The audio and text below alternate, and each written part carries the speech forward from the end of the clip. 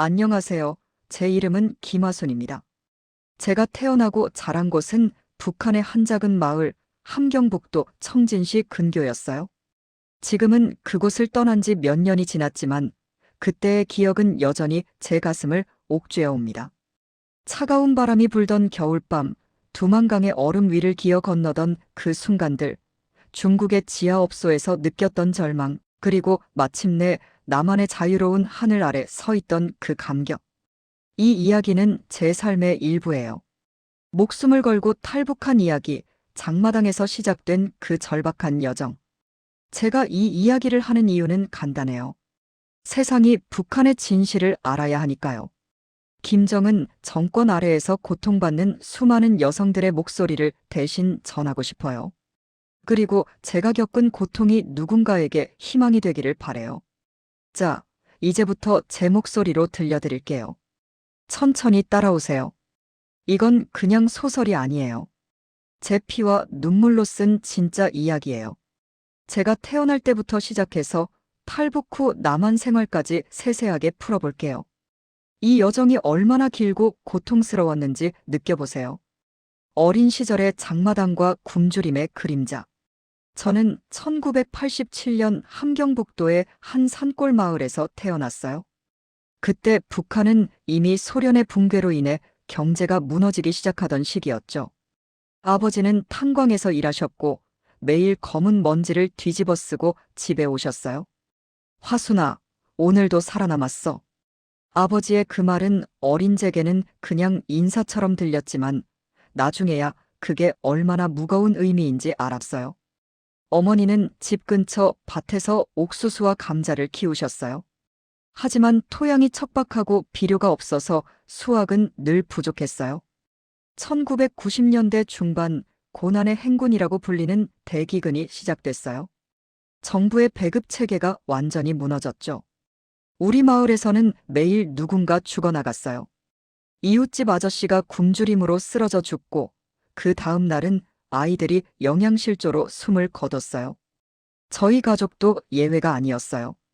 동생이 태어났지만 우유 한 방울 없이 자라다 보니 몸이 약했어요. 저는 6살 무렵부터 어머니를 따라 장마당에 나갔어요. 장마당은 정부가 금지했던 시장이었지만 살아남기 위해 모두가 몰래 가는 곳이었죠.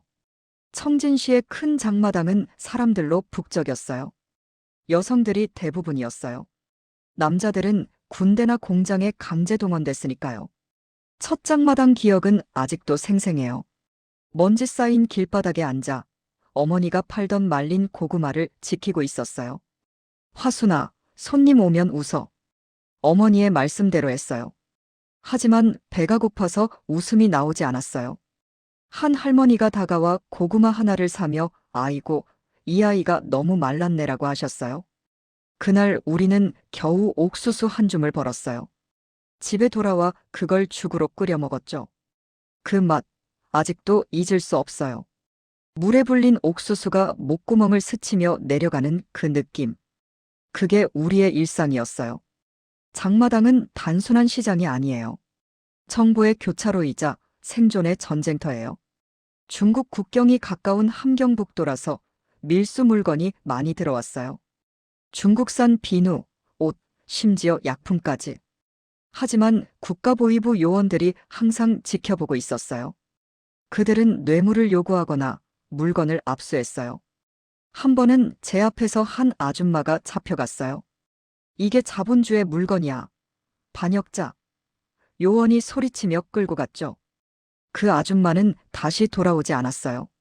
저는 그날부터 장마당이 두려웠어요. 하지만 가지 않을 수 없었어요.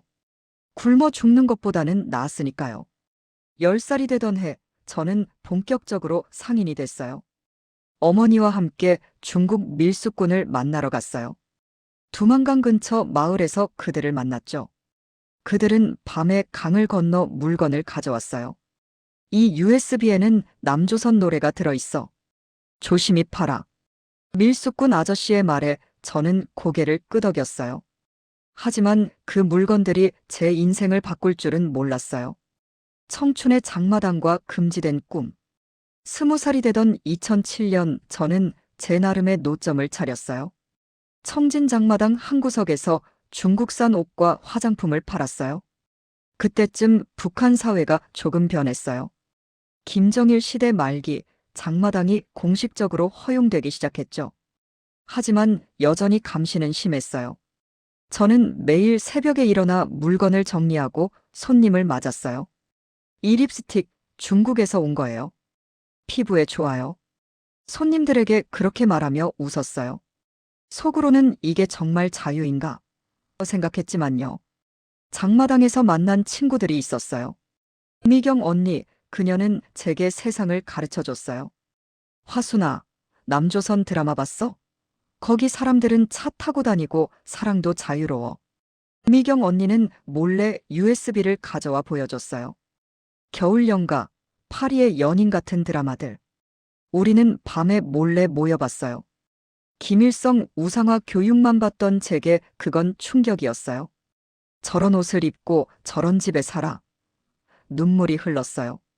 그 드라마 속 세상이 제 마음에 불을 지폈어요. 탈북의 꿈이 싹텄죠.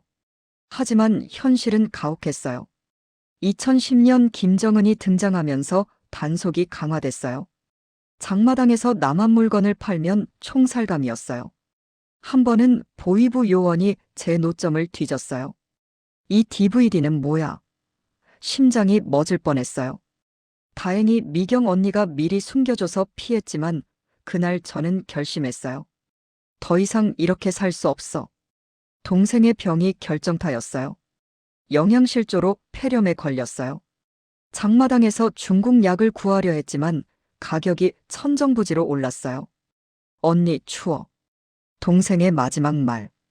그 아이는 16의 세상을 떠났어요. 장례식에서 저는 울지 않았어요. 대신 분노가 치밀었어요. 왜 우리는 굶어야 해? 김정은은 궁전에서 산다는데. 어머니는 화순아, 조용히 해. 흔들리면 끝이야라고 하셨어요. 하지만 저는 더 이상 참을 수 없었어요. 미경 언니가 탈북 브로커를 소개해줬어요. 중국으로 가면 돈 벌 수 있어. 거기서 남한으로 갈 수도 있고. 비용은 5천 위안. 저희가 5년간 모은 돈이었어요. 어머니를 설득하는데 한 달이 걸렸어요. 엄마, 여기서 죽으나 저기서 죽으나 같아요. 가요.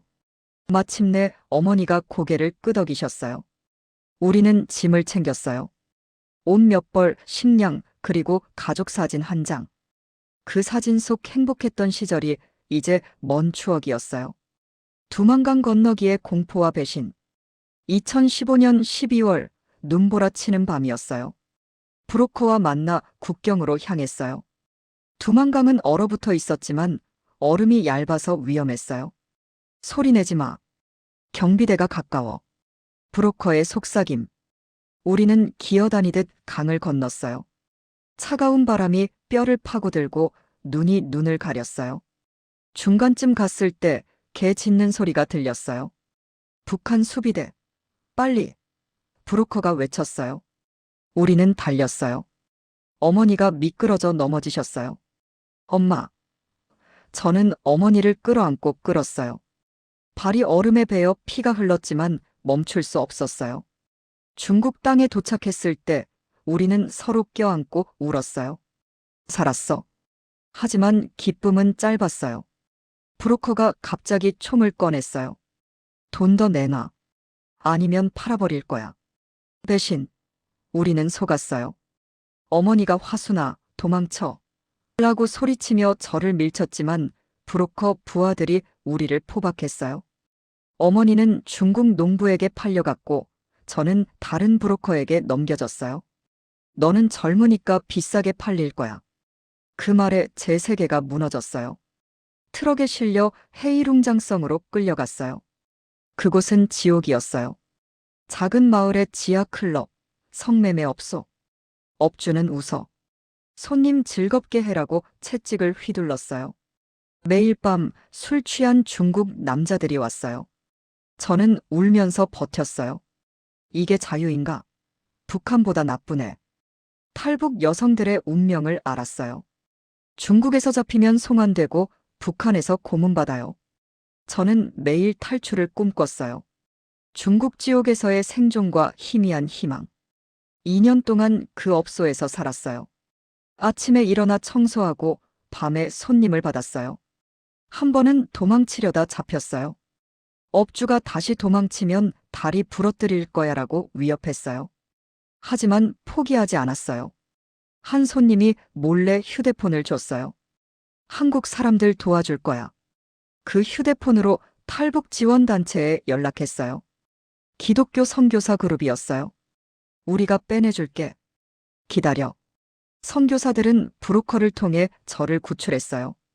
하지만 어머니는 아직 찾지 못했어요. 그 후 중국을 횡단했어요. 기차로 베이징, 거기서 몽골로. 중국 공안이 추격했어요. 베이징 기차역에서 검문을 당했어요. 신분증, 공안의 날카로운 눈. 제 위조 여권이 떨렸어요. 선교사가 뇌물을 주며 이 사람은 내 친척이야라고 했어요. 가까스로 빠져나왔어요. 몽골 국경 사막은 또 다른 시련이었어요. 모래바람이 얼굴을 때리고 물이 바닥났어요. 조금만 더. 동료 탈북자와 서로 격려했어요. 한 명이 탈진에 쓰러졌지만 우리는 그를 업고 갔어요. 몽골에 도착했을 때 우리는 울면서 웃었어요. 몽골 캠프의 기다림과 북한의 그림자. 몽골 당국이 우리를 잡았지만 유엔 보호를 받았어요. 난민 캠프에서 6개월을 보냈어요. 그곳에서 수많은 탈북자 이야기를 들었어요. 군인 출신 아저씨, 아이를 데린 엄마들. 나만 가면 새 삶이야. 그 말이 힘을 줬어요. 하지만 캠프에도 북한 스파이가 있었어요. 돌아가라. 가족이 고문받아라는 편지가 왔어요. 저는 흔들리지 않았어요. 마침내 남한 비자가 나왔어요. 비행기에서 내려 인천공항에 섰을 때 자유의 공기를 느꼈어요. 이게 진짜야. 남한에서 정착 교육을 받았어요. 한국어, 직업훈련. 지금은 서울에서 카페를 운영해요. 하지만 트라우마가 있어요. 밤마다 악몽. 어머니를 찾기 위해 단체와 협력 중이에요. 이 이야기가 북한 여성들에게 희망이 되길 바래요. 자유는 목숨 걸 만해요. 다음 편이 궁금하다면 구독 눌러주세요.